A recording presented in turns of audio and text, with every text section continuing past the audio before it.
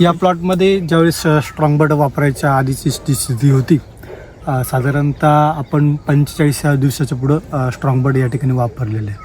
वापरल्यानंतर आपल्याला पाहायला मिळतं की हे जे डोळे आहेत याला आपण 1, 2 आणि 3 प्रामुख्याने 1, 2, 3 आणि 4 सपकिनच्या डोळ्यापर्यंतच माल त्या ठिकाणी दिसतो. आणि जो टायगर बोर्ड आहे हा एक ठिकाणी टायगर बोर्ड म्हटला जातो. ह्या टायगर बोर्डसुद्धा त्या ठिकाणी मोठ्या फुगीर दिसतो आहे.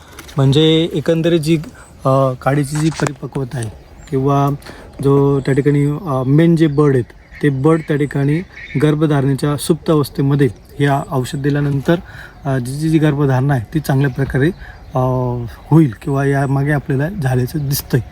म्हणजे एकंदरीत ह्या ज्या गाड्या दिसत आहे सगळ्या काड्या आपल्याला त्या ठिकाणी साधारणतः 8 ते 10 mm पुढंच दिसत आहे.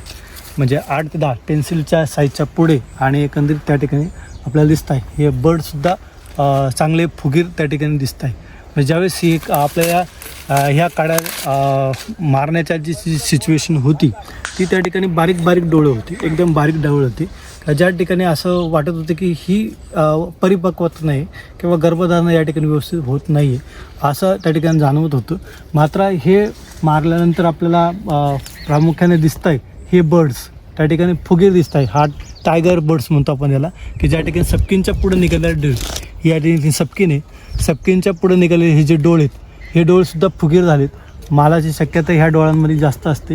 हे डोळे त्या ठिकाणी चांगल्या प्रकारे फुगीर दिसत आहेत. म्हणजे थोडक्यात या काड्यांची जी गर्भधारणेची अवस्था आहे ही चांगल्या प्रकारे झाल्याची आपल्याला दिसते. आणि काळोखी पण त्या ठिकाणी चांगली ह्या प्लॉटला मिळालेली आहे.